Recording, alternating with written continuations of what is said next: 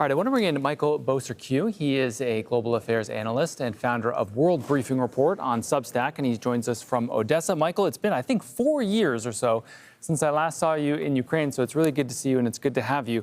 First off, can you just describe for us, I know you're in Odesa, and you've witnessed some things recently. Can you just describe what the situation, what the war looks like where you are?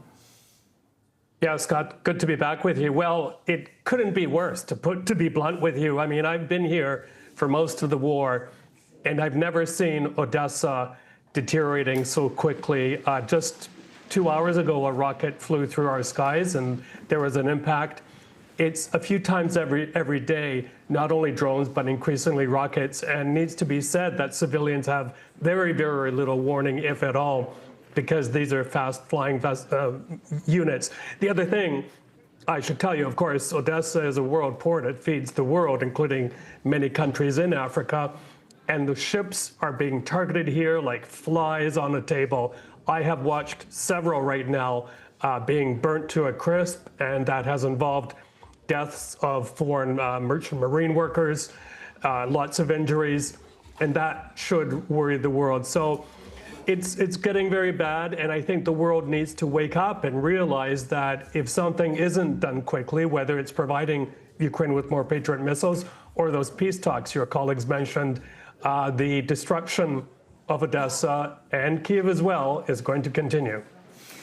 Michael, I don't want to dig too deeply into the behind-the-scenes drama at the Defense Ministry in Ukraine and the firing of the Defense Minister and then the Commander-in-Chief of the military, but can you just give us the 30,000-foot view? What is the takeaway for the rest of us? What should we know about how this might affect Ukraine's plans on the battlefield?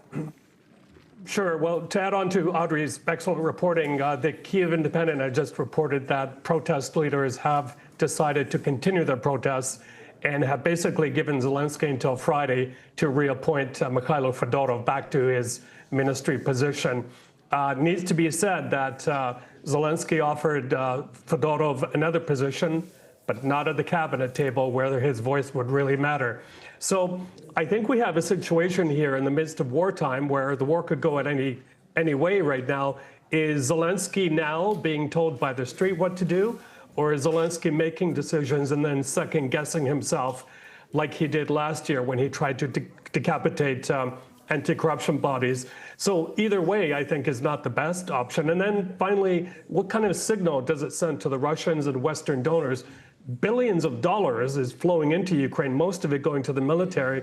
And if it's viewed that a lot of it is being used inefficiently, Ukraine is going to lose support. So not a very good scenario right now.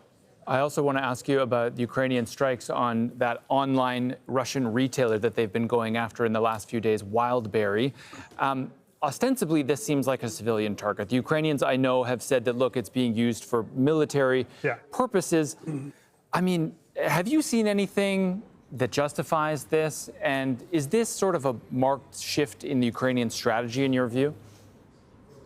Yeah, it is a marked shift because, you know, civilians are being killed or injured. But I think, on the other hand, if you're taking a more kind of military view of this, is that it is brilliant in the sense that it is further bringing the war to the doorsteps of ordinary Russians. As your colleague reported, you know, lots of interruptions.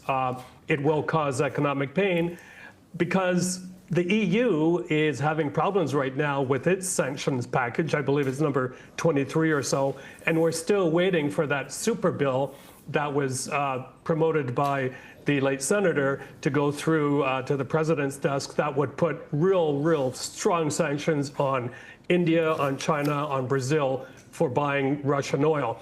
But I think if you take all of these measures together, it could help to bring Mr. Putin to the negotiating table. But then, having said that, he has just made it clear, according to other reports, that he's not going to negotiate until he gets all of the Donbass region. So this war could go on for quite some time. All right, Mykhailo Bociurkiw, Global Affairs Analyst. We'll have to leave it there. Thank you for being here, and it was really good to see you, sir. Thank you. Thank you.